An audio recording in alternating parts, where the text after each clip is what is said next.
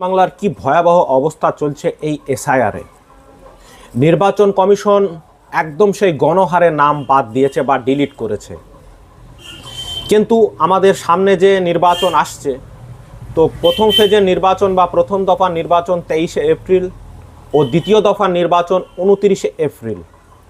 তো প্রথম দফার নির্বাচনের জন্য 6 তারিখ ভোটার লিস্ট লক করে দেওয়া হয়েছে এবং দ্বিতীয় ফেজের যে নির্বাচন 29 তারিখ, সেখানে 8 তারিখে অর্থাৎ আজকে সেখানে ভোটার লিস্ট ফ্রিজ হয়ে যাবে, অর্থাৎ লক হয়ে যাবে। সেখানে আর কোনো নতুন ভোট ঢুকবেও না, বেরোবেও না। অর্থাৎ যে সংখ্যক ভোট এই বাদ যাওয়ার পরে দাঁড়িয়ে আছে, সেই সংখ্যক মানুষই ভোট দেবে। আর যারা ডিলিট লিস্টে আছে, বর্তমানে যারা ট্রাইব্যুনালে আবেদন করছেন, এবছরে তাদের আর ভোট দেওয়া হবে না। তার কারণ ভোটার লিস্ট তো ফ্রিজ করে দেওয়া হয়েছে। তো নির্বাচন কমিশন একটা চক্রান্ত, একটা দলের দলদাস হয়ে কাজ করছে।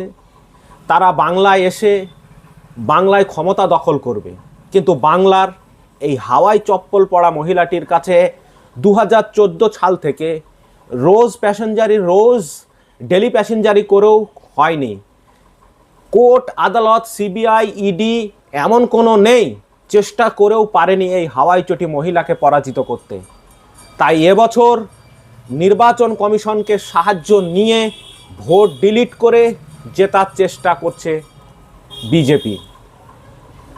তো একটা পরিসংখ্যান আপনাদের দেব যে ঠিক এই বছর নির্বাচনে কি হতে চলেছে, আর বিজেপি আর নির্বাচন কমিশন মিলে কি কাজ করেছে, সেটা পরিসংখ্যানটা যদি আপনাদের একটু বলি জেলা ধরে ধরে, আপনারা একটু সহজ অঙ্কে বুঝতে পারবেন যে ঠিক কি হবে এবারের নির্বাচনে। অনেকেরই প্রশ্ন চায়ের দোকানে, এখানে আড্ডায়, যে এবারের ভোটে কি হবে। টিএমসি কি আবার পুনরায় ক্ষমতায় আসবে, নাকি পাল্টে বিজেপি ক্ষমতায় আসবে? তো একটু পরিসংখ্যানটা আপনাদের কয়েকটা জেলা বলি, আপনারা বুঝে যাবেন যে এবারের ভোটে রেজাল্ট কি হতে চলেছে।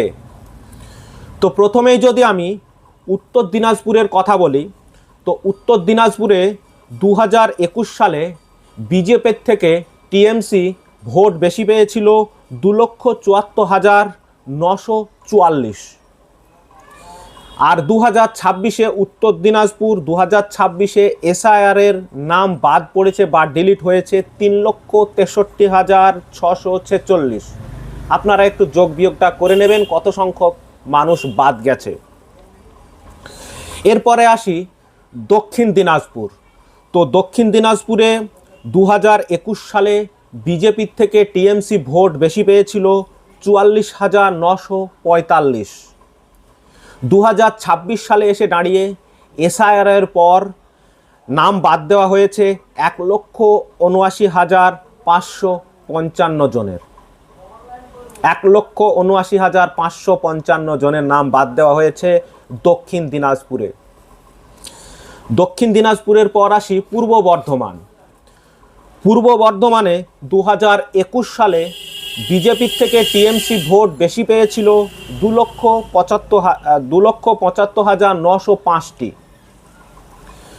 2026 সালে এসে দাঁড়িয়ে এসআইআর করে নাম বাদ দেওয়া হয়েছে পূর্ব বর্ধমানে 4,35,846 জনের। 4,35,846 জনের নাম বাদ দেওয়া হয়েছে পূর্ব বর্ধমানে। পশ্চিম বর্ধমান জেলার ছবিটা ঠিক কীরকম? পশ্চিম বর্ধমানে 2021 সালে বিজেপির থেকে টিএমসি ভোট বেশি পেয়েছিল 43,893। আর ঠিক পশ্চিম বর্ধমানে ভোট বাদ দেওয়া হয়েছে 3,94,325 জনের। একটু আপনারা ক্যালকুলেশন করে প্লাস মাইনাস করে নেবেন। 3,94,325 জনের নাম বাদ দেওয়া হয়েছে পশ্চিম বর্ধমান থেকে। পশ্চিম মেদিনীপুরের চিত্রটা একটু দেখি। পশ্চিম মেদিনীপুরে 2021 সালে বিজেপির থেকে টিএমসি ভোট বেশি পেয়েছিল 2,04,064 জনের। 2,04,064 জনের। 2026-এ এসে এসআইআর করে নাম বাদ দেওয়া হয়েছে 2,73,707 জনের। 2,73,707 জনের নাম বাদ দেওয়া হয়েছে। একটু হুগলির চিত্রটা দেখি। হুগলিতে 2021 সালে 2021 সালে বিজেপির থেকে টিএমসি ভোট বেশি পেয়েছিল 2,79,890 জনের,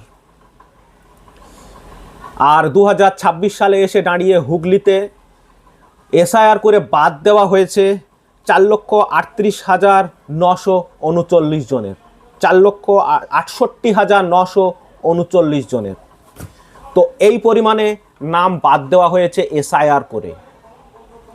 এখন আপনারা একটু ভাবুন ও বিচার করুন যে ভোটের অঙ্ক ঠিক কি হতে পারে। জাস্ট আমি আজকে এই 6টি জেলার বিবরণ আপনাদেরকে দিয়েছি, পরের ভিডিওতে হয়তো আরও কয়েকটি জেলার বিবরণ আপনাদেরকে দেব, ঠিক 2021 সালে বিজেপির প্রাপ্ত ভোট কত আর কত বাদ দেওয়া হয়েছে। এখান থেকে একটা কথা পরিষ্কার যে সমস্ত জেলা বা বিধানসভা কেন্দ্রগুলোতে 2021-এর বিজেপি থেকে টিএমসি এগিয়ে ছিল, ঠিক সেই কেন্দ্রগুলোকে ধরেই নাম বাদ দেওয়া হয়েছে। এখানে কোনো অনেকের মুখে শুনছি যে হিন্দু মুসলিম, না, এখানে কোনো ফ্যাক্ট, ওটা কোনো ফ্যাক্ট নয়। ওরা পরিকল্পিতভাবে যে বিধানসভা কেন্দ্রগুলোতে 2021 সালে বিজেপি মাত্র কিছু ভোটে পিছিয়ে ছিল, কয়েক হাজার ভোটে পিছিয়ে ছিল, ঠিক সেই সব জায়গাগুলোতেই বেছে বেছে নাম বাদ দেওয়া হয়েছে। আপনারা একটু মিলিয়ে দেখবেন, একটু আপনারা গভীরে গিয়ে দেখবেন, ঠিক সেই কেন্দ্রগুলোতেই বাদ দেওয়া হয়েছে বেশি পরিমাণে। আপনারা যদি রাজনৈতিক শয়তানি না করে ক্ষমতায় আসতে চান, তো মানুষকে ভালোবেসে ক্ষমতায় আসুন, চক্রান্ত করে নয়, নির্বাচন কমিশনকে কৃতদাস করে নয়।